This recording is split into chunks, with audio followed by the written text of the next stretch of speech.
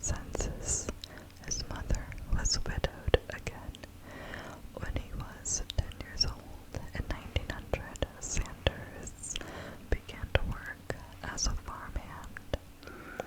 In 1902, his mother married again to William Brutus, and the family moved to Greenwood, Indiana. Sanders had a tumultuous relationship with his stepfather. In 1993, at the age of 12, he dropped out of 7th grade, later stating that algebra is what drove him off, and he went to live and work on a nearby farm.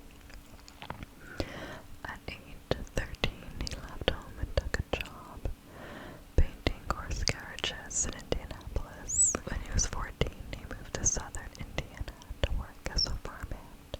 In 1906, with his mother's approval, Sanders left the area to live with his uncle in New Albany, Indiana. His uncle worked for the streetcar company and secured Sanders a job as a conductor. Sanders falsified his date of birth and enlisted in the U.S. Army in October 1906. He was only 16 years old. Completing his service commitment in Cuba, he was awarded the Cuban Pacification Medal. He was honorably discharged in February 1907 and moved to Alabama, where his uncle lived. There he met his brother Clarence, who had also moved there to his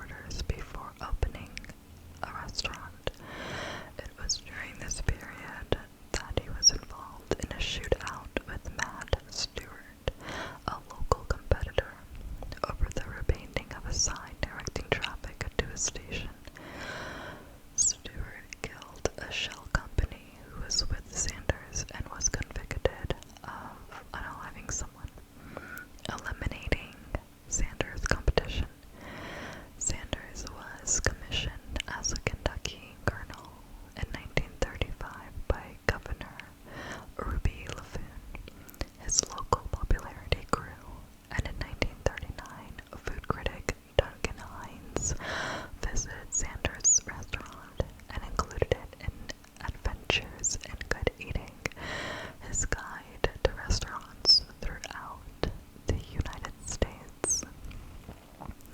In July 1939, Sanders acquired a motel in Nashville, North Carolina. His North Corbin restaurant at the motel was destroyed by a fire in 1939, and Sanders had rebuilt it as a motel with 140 seats in a restaurant.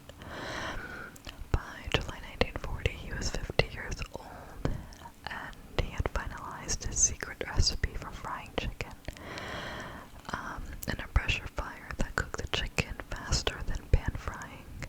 As the United States entered World War II in December 1941, gas was rationed and the tourism dried up. Sanders was forced to close his motel. He then went to work as a supervisor in Seattle until the end of 1942. He later ran cafeterias for the government, and he got a job as an assistant cafeteria manager in Oak Ridge, Tennessee. He left his mistress, Claudia Lettington Price, as manager of the North Corbin restaurant and motel, and in 1942 he sold the Asheville business. In 1947, he and his wife Josephine got divorced, and Sanders ended up marrying the woman who was his mistress in 1949, as apparently he had long desired. Sanders was recommissioned as a Kentucky colonel in 1950 by his friend Governor Lawrence Weatherby. In 1952, Sanders franchised his secret recipe Kentucky Fried Chicken for the first time to Pete Harmon of South Salt Lake, Utah, the operator of one of that city's largest restaurants. In his first year of selling the product, restaurant sales more than tripled, with 75% of increase coming from sales of the fried chicken. For Harmon, the addition of fried chicken was a way of differentiating his restaurant from the competitors. And having a product coming from Kentucky was unique and evoked imagery of Southern hospitality. So, Sanders actually got paid 4 cents per chicken, which in today's time would be 44 cents. Sanders believed that his North Corbin restaurant would remain successful indefinitely. However, he sold it at age 65 after the new Interstate 75 reduced customer traffic. Left only with the savings of $105 a month from his Social Security check, which today would be $1,147. He decided to begin to franchise his chicken concept in earnest and travel the U.S. looking for suitable restaurants. After closing the North Corbin site, Sanders and Claudia opened a new restaurant and company headquarters in Shelbyville. In 1959, often sleeping in the back of his car, Sanders visited restaurants, offered to cook his chicken, and if the workers liked it, negotiate franchise rights. Although such visits required much time, eventually potential franchisees began visiting Sanders instead. He ran the company while Claudia mixed and shipped the spices to restaurants. The franchise approach became highly successful. KFC was one of the first fast food chains to expand internationally, opening outlets in Canada and later the UK, Australia, Mexico, and Jamaica. By the mid-1960s, Sanders obtained a patent protecting his method of pressure frying chicken in 1962 and trademarked the phrase, "It's finger lickin' good," in 1963. The company's rapid expansion to more than 600 locations became